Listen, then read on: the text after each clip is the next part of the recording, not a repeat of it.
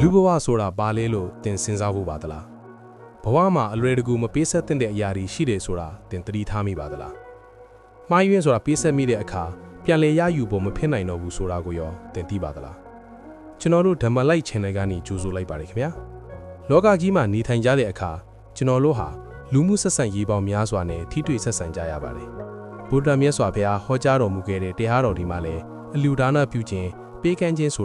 ာမုံမြတ်တဲ့ကုသိုလ်တစ်ခုဖြစ်တယ်လို့ပြဆိုထားပါတယ်။ဒါပေမဲ့ပညာနဲ့ရှင်တဲ့ပေးကမ်းခြင်းမေတ္တာနဲ့ရှင်တဲ့အနစ်နာခံခြင်းတွေဟာကုသိုလ်ရစေပေမဲ့ဘဝမှာဘယ်တော့မှအလွယ်တကူမပေးရတဲ့မငှားရမ်းတဲ့အရာတွေလည်းရှိနေပါတယ်။ဒီအရာတွေကိုစင်ကြင်တုံတရားမရှိပဲပေးလိုက်မိရင်ကိုယ့်ရဲ့ဘဝကိုယ့်ရဲ့စိတ်နှလုံးနဲ့ကုကျင်တရားတွေဟာကြီးမားစွာထိခိုက်ပျက်စီးသွားတတ်ပါတယ်။ယနေ့မှာတော့တင်းဘဝအတွက်အဖိုးမဖြတ်နိုင်တဲ့အလွယ်တကူမပေးဆက်တဲ့အရာ9မျိုးကိုဗုဒ္ဓတရားတော်များလောကီရေးရာသုံးသက်ချက်များနဲ့တကွအသေးစိတ်တင်ဆက်ပေးတော်မှာဖြစ်ပါတယ်။ပထမဦးဆုံးအနေနဲ့အလွယ်တကူမပေးရတဲ့အရာကတော့ယုံကြည်မှုပဲဖြစ်ပါတယ်။ယုံကြည်မှုဆိုတ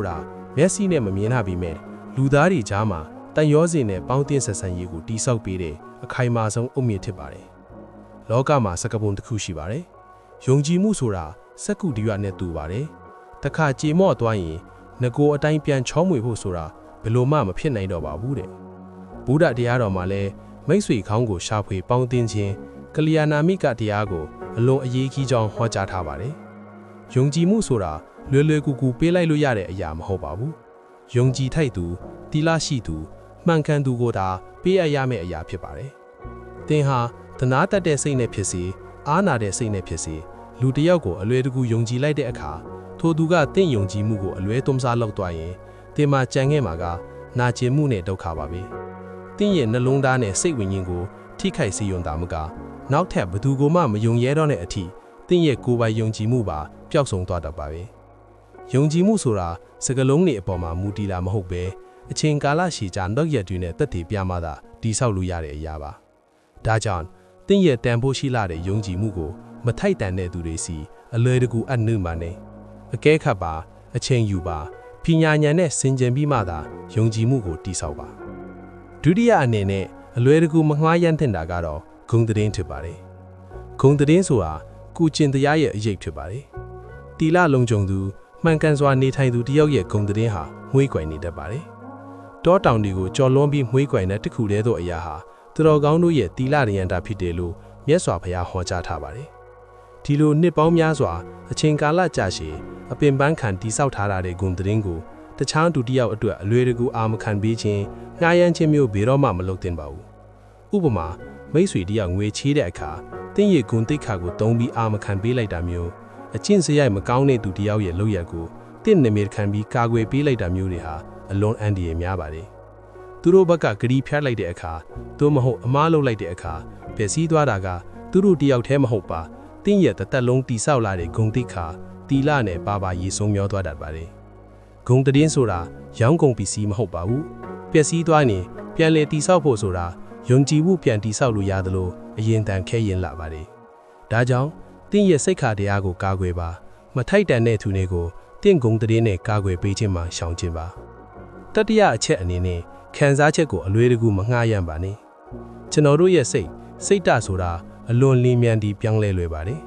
်ဓမ္မပဒမှာစိတ်တိအရာရာကိုဥဆောင်သည်လို့ဟောကြားထားပါတယ်။တင်းရဲ့ခံစားချက်တင်းရဲ့စိတ်ကိုအခြားသူတွေကအလွယ်တကူဝင်ရောက်ချဲလွယ်ခွင့်မပေးပါနဲ့။သူ့တပားကတင့်ကိုဝေဖန်လိုက်တိုင်းအဖြစ်တင်လိုက်တိုင်းဒေါသဒိုးစားဖြစ်သွားမယ်။သူ့တပားကမြောက်ပင်းလိုက်တိုင်းတာယာသွားမယ်ဆိုရင်တင်းရဲ့ခံစားချက် remove control ကိုတမလက်ထဲထည့်ထားတာစီဖြစ်နေပါလိမ့်မယ်။တတိတရားလက်ကင်ထားပြီးကိုယ်စိတ်ကိုကိုယ်တိုင်ထိန်းကျောင်းနိုင်ရပါမယ်။လောကဓာတ်တရား၈ပါးဖြစ်တဲ့ရခြင်းမရခြင်းချီးမွမ်းခံရခြင်းကဲရဲခံရခြင်းစတဲ့အရာပြီးကြုံလာတဲ့အခါဥပိ္ပခာတရားနဲ့မြတ်တစွာရှုမြင်တတ်ဖို့လိုပါတယ်။တင်းရဲ့စိတ်အေးချမ်းမှုတင်းရဲ့ပျော်ရွှင်မှုနဲ့ဝမ်းနည်းမှုတွေကိုအခြားသူတွေရဲ့စကားလုံးတွေအောက်မှာအလွယ်တကူမကြရောက်စေပါနဲ့။ခံစားချက်ကိုလွယ်လွယ်ပေးလိုက်ခြင်းဟာတင်းရဲ့စိတ်ဝိညာဉ်ကိုအစိတ်သွင်းစေတဲ့သူတွေစီကိုလမ်းဖွင့်ပေးလိုက်တာပါပဲ။စိတ်ကိုတည်ငြိမ်တဲ့ရေခံကြီးလိုထားပါ။ပြင်ပကခဲလုံးတွေပိတ်ချလာတဲ့အခါခဏတန်းလွင့်သွားပေမယ့်ချက်ချင်းပြန်လဲတည်ငြိမ်သွားပါစေစတုထအနေနဲ့အလွယ်တကူမပေးရတင်တာကတော့အချိန်ဖြစ်ပါတယ်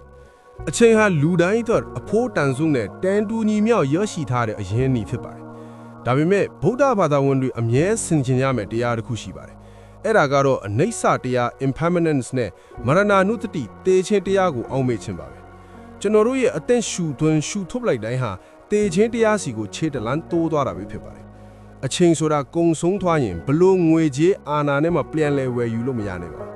။ဒါပေမဲ့လူအတော်များများဟာကိုယ့်ရဲ့တန်ဖိုးရှိလာတဲ့အချိန်တွေကိုအတိတ်ပဲမရှိတဲ့ကိစ္စရက်တွေအတင်းအဖျင်းပြောဆိုခြင်းတွေကိုယ့်အတွက်ရောသူတစ်ပါးအတွက်ပါအကျိုးမရှိတဲ့ပေါင်းတင်ဆက်ဆံရေးတွေမှာအလက်ဟတဖြုံးတိပြတ်တတ်ချပါတယ်အချိန်ကိုမထိုက်တန်တဲ့နေရာတွေမှာငှားရမ်းလိုက်ခြင်းဟာကိုယ့်ဘဝရဲ့တက်တန်းကိုကိုယ်တိုင်ဖြတ်တောက်နေတာနဲ့အတူတူပါပဲအချိန်ကိုမှန်ကန်စွာထုံးချတတ်ဖို့သင်ယူပါကိုယ့်ဘဝတိုးတက်ရေးမိသားစုအရေးကျန်းမာရေးနဲ့အရေးအကြီးဆုံးဖြစ်တဲ့မိမိစိတ်ဝိညာဉ်တိုးတက်ရေးအတွက်တရားဓမ္မကျင့်ကြံအားထုတ်ဖို့အချိန်ကိုဦးစားပေးပါ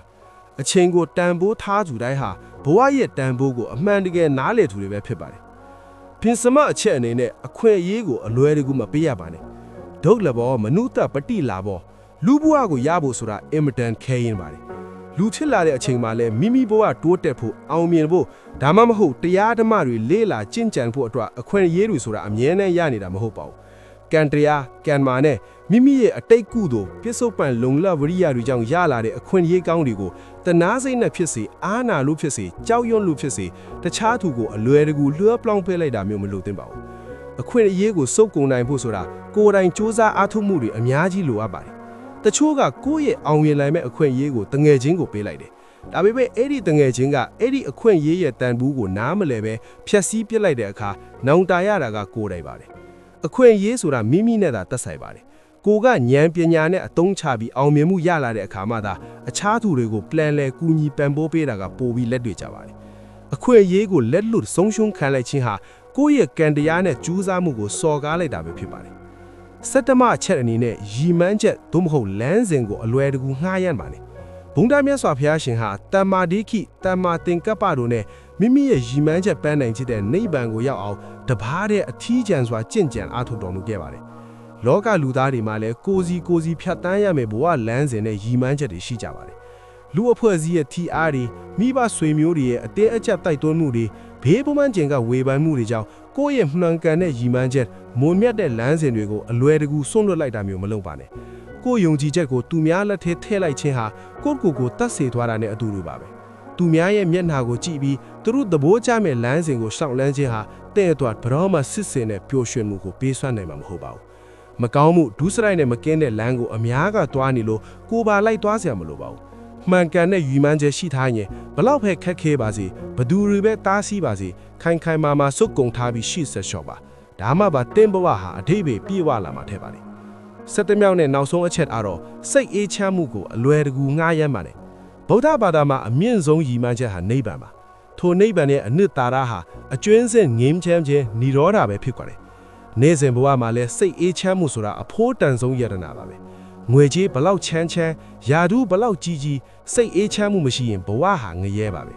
ဒါလောက်တန်ဖိုးရှိတဲ့စိတ်အေးချမ်းမှုကိုတခြားသူတွေရဲ့အပြစ်တင်မှုအတင်းပြောမှုမနာလူမှုတိုက်ခိုက်မှုတွေကြောင့်အလွယ်တကူအဖြစ်စီးမခံပါနဲ့ကိုကမှန်ကန်စွာနေထိုင်နေလျက်နဲ့လာရောက်နှောက်ယှက်သူတွေကိုဥပိ္ပခပြုတတ်ထို့လိုပါတယ်သူတို့ရဲ့အစိတ်သိမ့်စကားတွေအပြုအမူတွေကိုတင်းရဲ့နှလုံးသားထဲဝင်ရောက်ခွင့်မပေးပါနဲ့စိတ်ကိုတည်ငြိမ်အောင်တမာတိထူနောင်ပါဘဝရဲ့လိုင်းတဘိုးတွေဘလောက်ဖက်လိုက်ခတ်ပါစီတင်းရဲ့အတွင်းစိတ်ငြိမ်းချမ်းမှုကိုခိုင်ခိုင်မာမာကာကွယ်ထားပါ